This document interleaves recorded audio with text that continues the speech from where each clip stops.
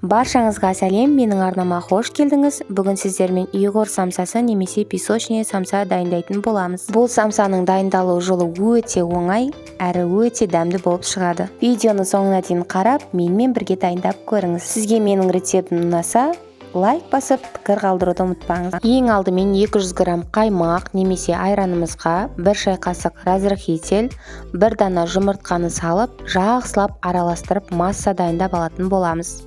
Массамызды жақсылап араластырып, 5 минут бөлме температурасына қойып қоямыз. Қаймақтың проценті 20% немесе үй айранын қолдансаңыздар болады. Құрғақ массаларымызды дайындап алатын боламыз. Ұнымызға тұз, бөлме температурасына сармай немесе маргарин салып, араластырып алатын боламыз. Араластыру барысында бізде осындай крошка жасалады. Енді осы массамыздың үстіне бағанағы дайындап қойған сұйық массамызды салып, бірте етіп араластырып, қамыр дайындап алатын боламыз. Дәл осылай қамырыңызды дайындап, 2 аптаға дейін мұздатқышта сақтап қойсаңыз болады. Қазір біз осы қамырымызды 1 сағатқа тоңазытқышымызға тындыруға жіберетін боламыз. Осы арада біз начинкасын дайындап алатын боламыз. Жұмсақ етімізге пиязды салып, үстінен тұз, бұрыш, түрлі дәмдеуіштер салып, араластырып дайындап алатын боламыз. Салманың дәмді болуы пияздың көптігіне байланысты. Егер пияз көп болса, сочный өте дәмді болып шығады. Дайын болған салманы бір шетке алып, енді қамырды дайындауға кірісеміз. Қамырымызды 2 бөлікке бөліп, суала дайындап аламыз. Дайын болған қамырымызды бөлме температурасында 10 минутқа қойып қоямыз. Тынған қамырды алып, қолымызбен осылай жасап, суалалар дайындап алатын боламыз. Бізде кемінде 20-25 кішкентай суалалар жасалынады.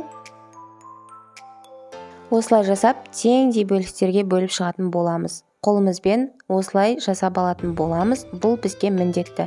Өйткені қамырды жаю барысында бір келкі болып шығу үшін.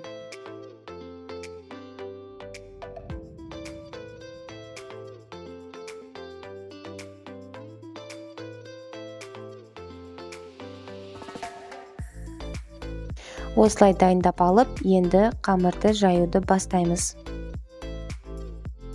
Қамырды қатты жұқа қылып жаймаңыздар, өйткені начинкасын салмасын салған кезде жыртылып кетуі мүмкін, сол үшін орташа қалыңдықта жаятын боламыз.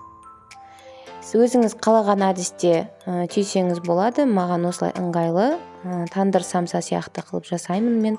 Дастарханда да өте әдемі көрінеді, түйілуі өте оңай. Қазір мен сіздерге тағы бір рет көрсете кетейін түйілу жолын. Осылай салмасын салып, осылай жасап шығатын боламыз. Мұқият қарасаңыздар өте оңай. Ешқандай қиындығы жоқ. Немесе мен тағы да бір әдісті көрсеттім. Осы әдіспен де жасап көрсеңіздер болады. Дәл видеода көрсетілгендей етіп жасап көріңіздер. Мінекей осындай әдіспен де жасауға болады.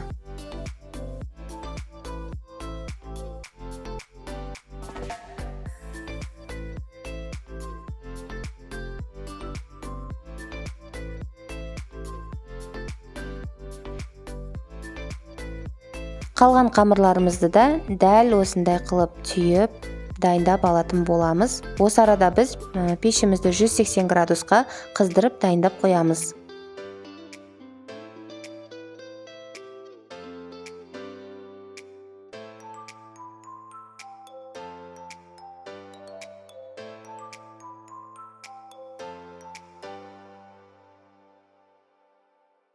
Жұмыртқаның сарысын аламыз, ешқандай су, сүт араластырмаймыз. Осыны үстіне жағып шығатын боламыз.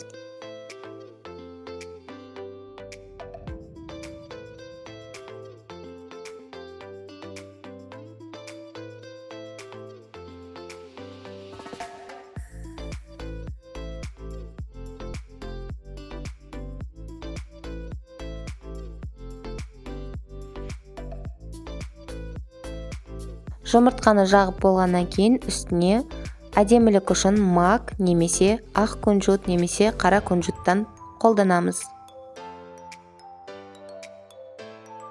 Саусақтарымыздың көмегімен осылай әдемілеп үстіне қойып шығатын боламыз.